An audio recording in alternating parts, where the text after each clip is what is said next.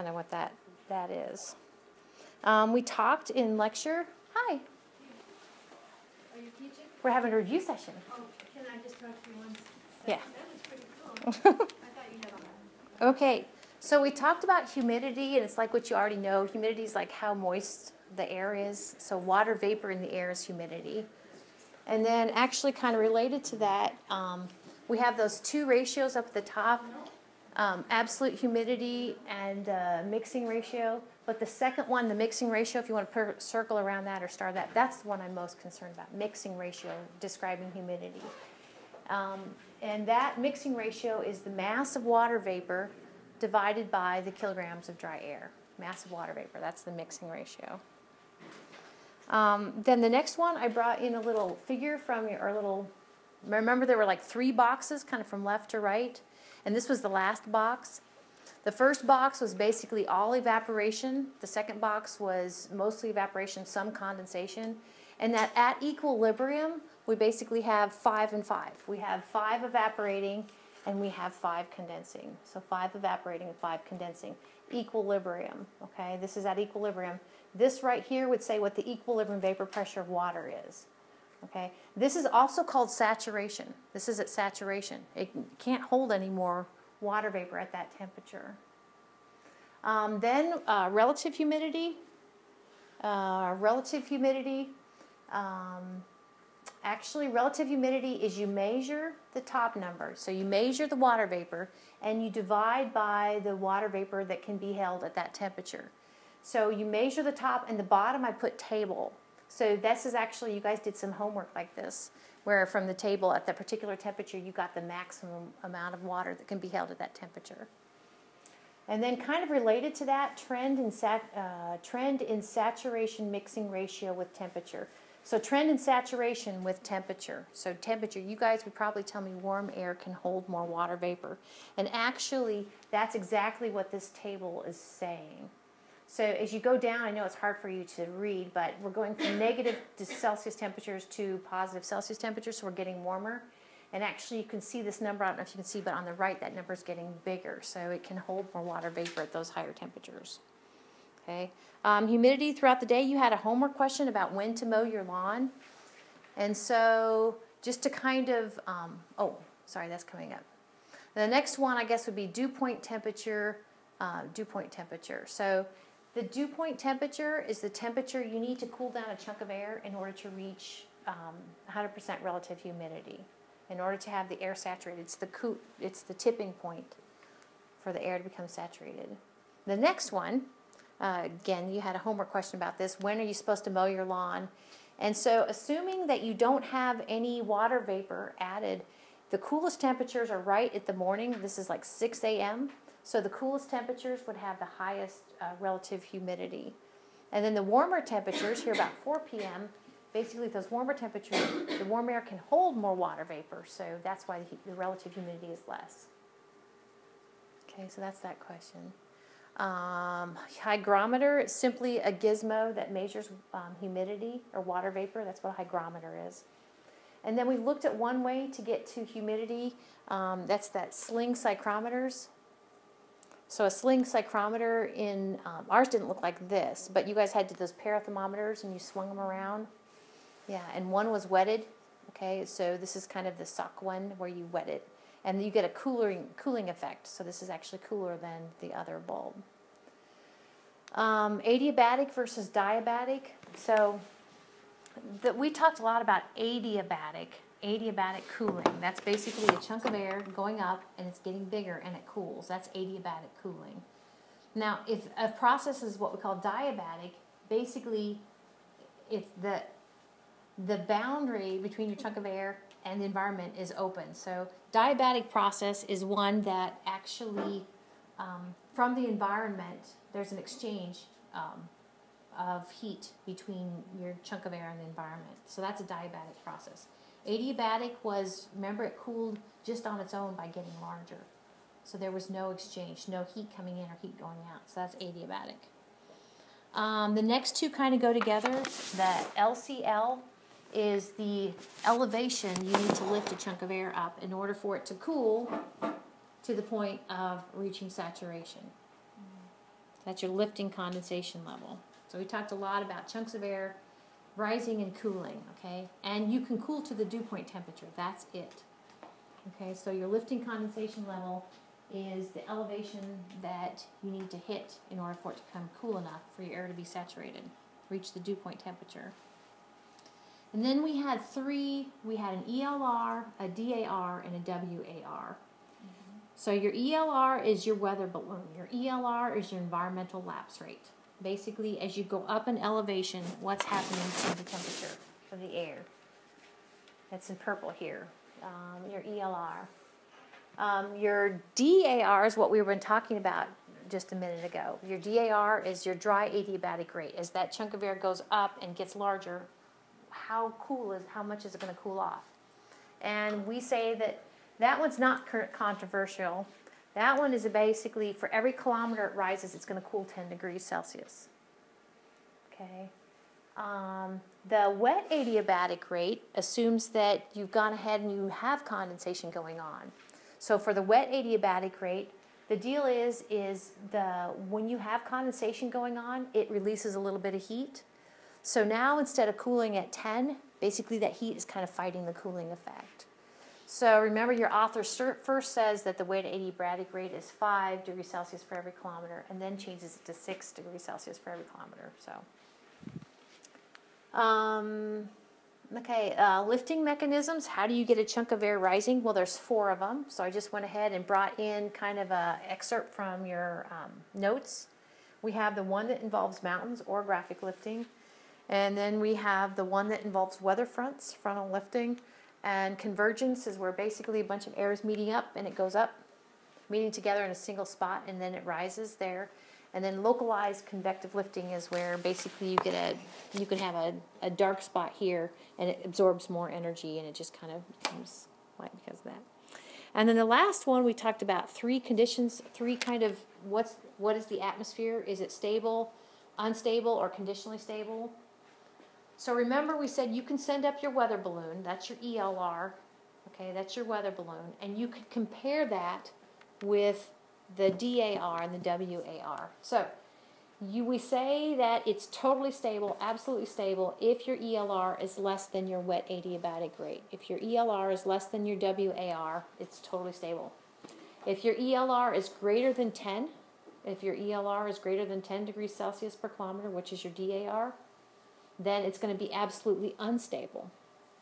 And if your ELR is nested between 5 or 6 and 10, okay, then it's conditionally stable. It depends upon the moisture, if there is moisture or not. Okay, on to the next chapter. So chapter 5, the CCN stands for Cloud Condensation Nuclei. It's that dirt. This is why you don't eat snow, because actually there's kind of a little bit of dirt that kind of gets it going in the first place. Over here on the right, I went ahead and said there's 2 different types of cloud condensation nuclei. There are the ones that love to get the party started, water-loving cloud condensation nuclei, we call hygroscopic. And then there are the hydrophobic, they fear water. Phobic means fear. How clouds are classified? Actually, there's kind of 3 ways clouds are classified.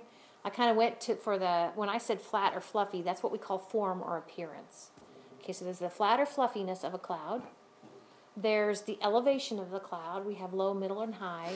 And then there is it precipitating or not. And that's the nimbo, okay, that sort of thing.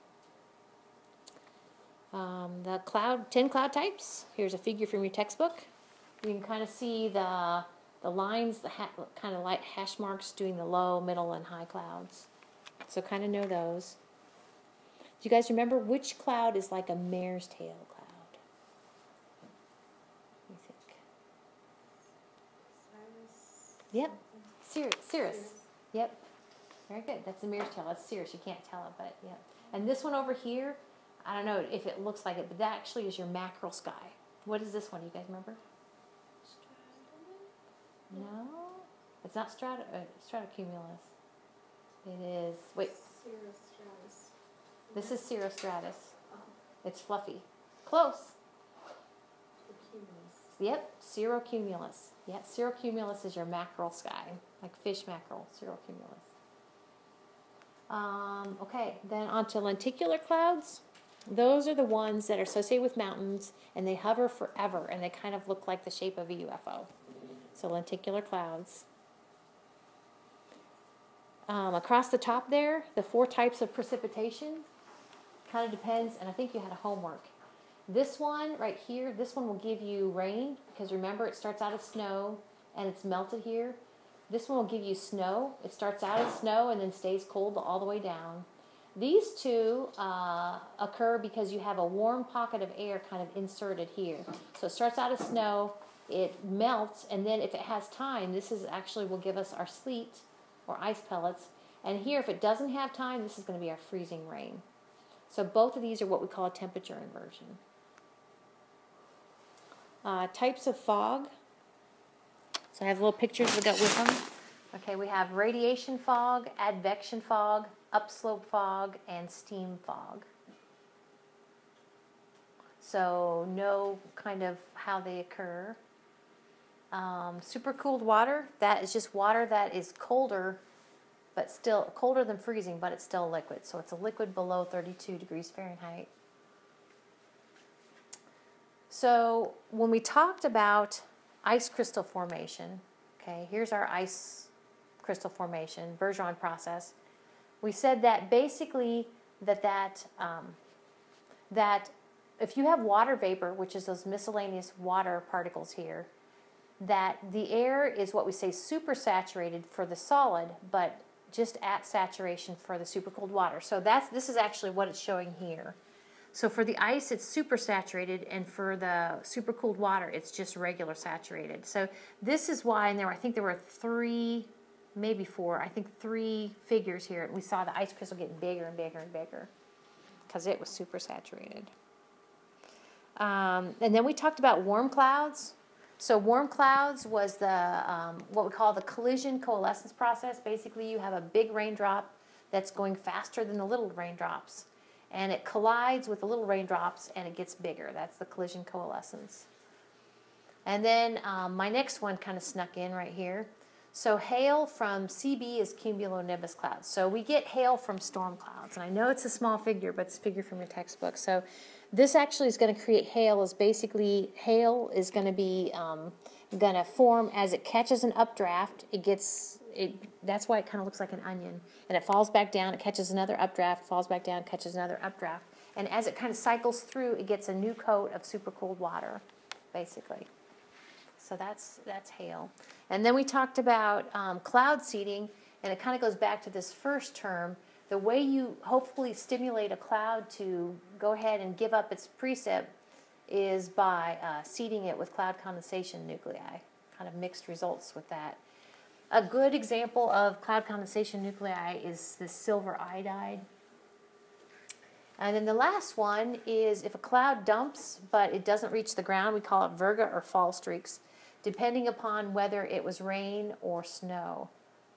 And the reason it doesn't reach the ground is because it's falling into dry air. So these actually are showing you, this is virga and this is fall streaks, virga and fall streaks. And it just evaporates before it hits the ground because the air is pretty dry. And you guys had a homework question about that. And then last but not least, chapter 16. So one of the things I don't know if I really emphasized, but if somebody says that they've got a light source and the light is getting white light, or light coming from the sun is white light. So white light is actually all colors of the rainbow, kind of blended together. So here I've shown a picture of the sun, kind of white light coming from the sun, and then I did the Roy G. Biv. And the law of reflection is just basically the angles are equal. The angle of incidence is equal to the angle of reflection. And then today we talked, so that's reflection. Today we talked about refraction. And refraction, like I said in my review sheet, refraction occurs because light is slowing as it goes from one medium to another. And as it slows, it bends.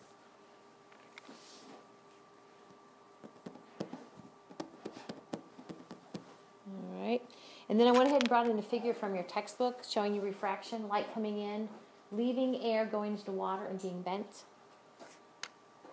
And then internal reflection is that cute picture with the two girls in the swimming pool. So basically the reason that they see the image kind of bouncing off the top is because that top up there is the interface between liquid and air. And that's causing the internal reflection. So the light goes in all directions, including up, and the image comes back down again. Internal reflection. And then we talked about this, the fact that actually we get a little bit of extra daylight because of the sun's light being refracted by the Earth's atmosphere. And the refraction here is because it's thin air and thick air. Different densities. And then we talked about the two types of mirages. Superior, think high up, so that would be your floating boat. Inferior, think low down, so that actually would be your palm tree. So what they're both created by is different mediums because of the difference in temperatures. So we get our inferior mirages that we see kind of in the road because we have what we call a strong temperature difference. We have really hot air, which is usually warm, but it's really hot. And so it actually refracts light down. And then the last one, all kind of bundled together. I just went ahead and brought in this this last figure, this last slide that we had today. Basically says what causes these, what we call optical phenomenon. And I said you probably need to want to know rainbows, halo, corona, sundogs, glory, sun pillars, and green flash. What sort of particle causes them? And then I had you guys add to your thing something about conditions required for a rainbow. We talked about that today. So here's my little diagram. Conditions required for a rainbow. Okay, the sun needs to be low on the horizon. Okay, you need to have kind of rain droplets on the other side. And you look towards the rain droplets with your back to the sun, and you're going to see the rainbow. And I went ahead and showed you that, remember, red should be on top and violet should be on the bottom. Any questions? Sure. It's going to be on YouTube, like, today, or? Yeah, I'll put it on YouTube. Okay. Yep. And then you get the link if I put it out on the Twitter feed or whatever? Mm-hmm. Okay. Okay. Sounds good. And I'll fix that one. Anything else? Okay, if you think about it.